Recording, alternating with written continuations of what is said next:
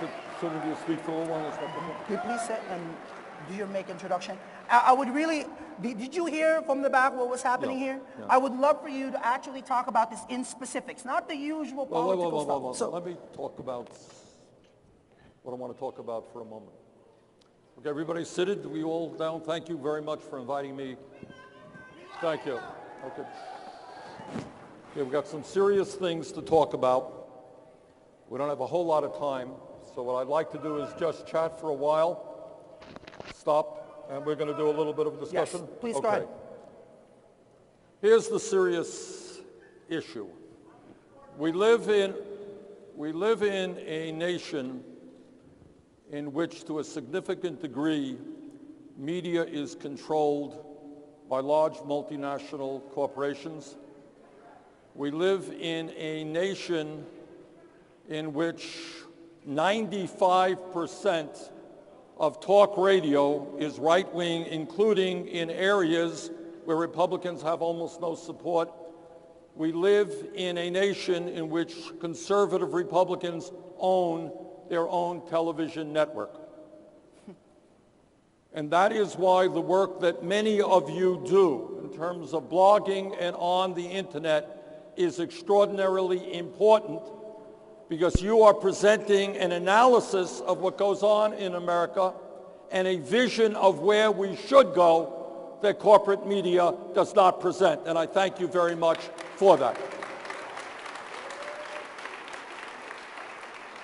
The other point that I want to make, if some of you have come here to say, wow, we are courageous and we're really on the fringe and we're leading all this stuff, I want to give you some bad news and some good news. The good news is that what most of us believe is exactly what the vast majority of the American people believe. Some of us, for years, have fought to raise the minimum wage. Some of us believe it should go to $15 an hour. And you know what? Wall Street Journal poll,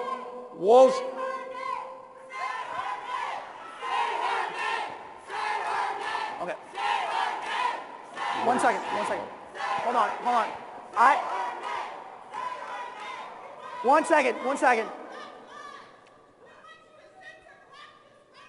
Okay, hold it. Okay. I will answer your question, but I'd like to speak for a few minutes. I was told that a couple of more minutes, and then we're going to get... But I was told we had 15 minutes, right? Watch me. A little shorter than that, sir. A little shorter than that. But go ahead. And then we're going to get some specific questions. And the issue is... Hold on 1 second. The issue is that it is... Okay. Should I continue or leave? Yeah, hold on 1 second. Hold on. It's okay with me. Listen, I don't have... Black lives, of course, matter.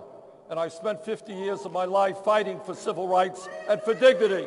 But if you don't want me to be here, that's okay. No, sir, we want you to, be here and address that and all the other questions. I don't want to outscreen people. No. Wait. All right, the issue that we're talking about is that we live in a nation which has more wealth and income inequality than any major nation on earth, and worse than since 1928. And maybe it's time we did something about it. Yes.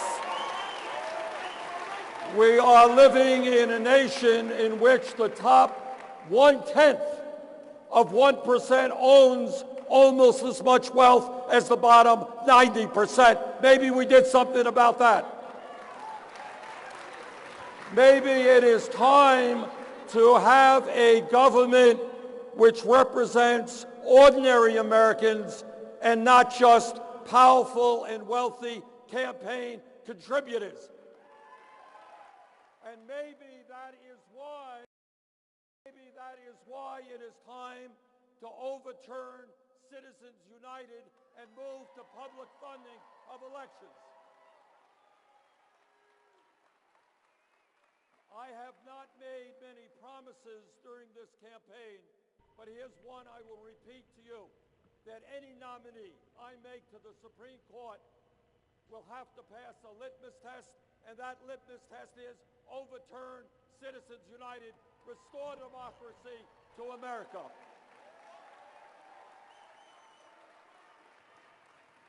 When we talk about issues like Black Lives Matter, let me tell you something. A study just came out a few weeks ago talking about youth unemployment in America, an issue we do not deal with as a nation. And here's what that report said. What that report said is that if you are a high school graduate and you're white, the unemployment rate is 33%. If you are Hispanic, the unemployment rate is 36%. If you are African American, the unemployment rate is 51%. And in my view, maybe, just maybe, it is time to invest in jobs and education, not in jails and incarceration.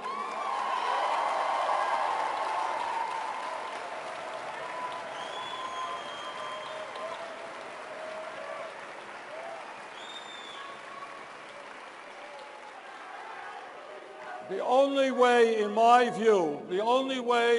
view, that we are going to transform America is to develop a strong grassroots movement, which I call a political revolution. In other words, I can't hear anything. Wait. we do not win and transform America when 63% of the American people don't vote. We don't transform America when 80% of the American people, young people, don't vote. So let me conclude my remarks by just saying this. I am probably the only presidential candidate who will tell you that no president, not Bernie Sanders, not anybody else, will be able to achieve what has to be done unless there is a political revolution. We need a mass movement of the American people to say very clearly that enough is enough. This government, this country belong to all of us and not a handful of billionaires. Thank you very much. Sir, let's start taking some questions. Thank you for that. You want some water?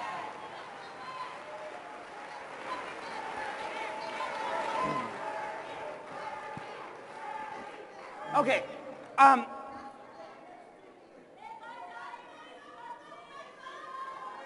Hold on one sec. I really want to get to a question here.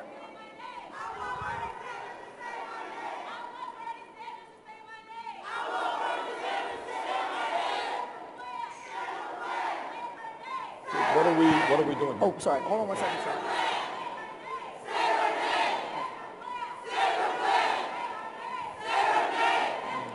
One sec. Hold on. Excuse me.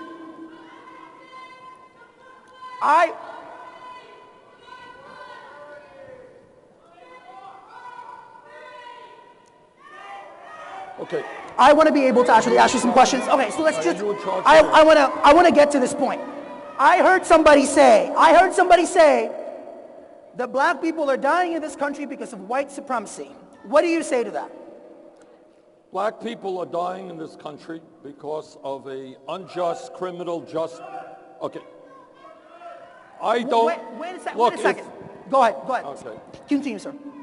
Black people are dying in this country because we have a criminal justice system which is out of control, because we have a system in which, as I've just mentioned, over 50% of young African American kids are unemployed, are out in the streets, and where we have right now, it is estimated that a black male baby born today stands a 1 in 4 chance ending up in the criminal justice system.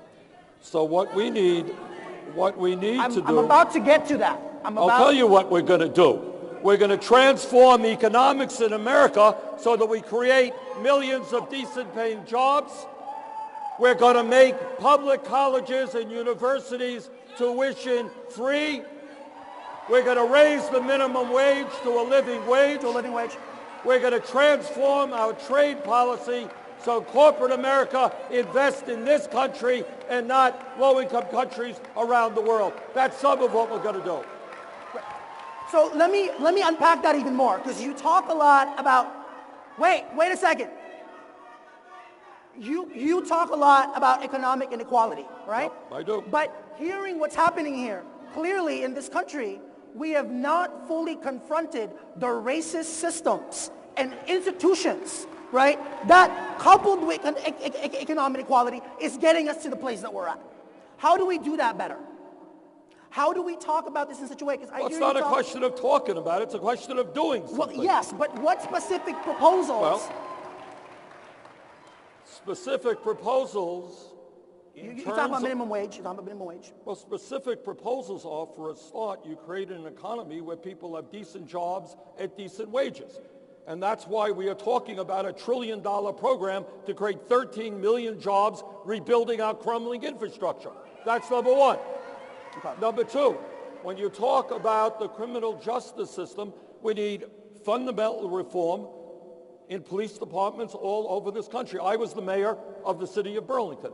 And what we moved toward was community policing, where police officers are part of the community and not seen as an oppressive force. And we've got to do that as well. So I have read about, you said that you've been fighting for civil rights. You were there in the March to Washington. Can you point to any legislation in the past 10 years that you've supported that have benefited the African-American community and communities of color in this country? Sure. Many. Can you name a couple? Well, yeah. We built in the Affordable Care Act, which is providing health insurance to many millions of Americans. We got a provision in there, a $12 billion provision, which expanded community health centers all over America, hundreds of new community health centers, most of them, or many of them, in low-income and minority communities. That means that millions of people who otherwise would not have been able to access health care are now getting health care, dental care, mental health counseling, and low-cost prescription drugs. That's pretty good. Okay. Let me pivot a little bit to immigration. There's a headline on CNN a couple of weeks ago that said, headline, "Where Bernie Sanders disappoint." It's on immigration.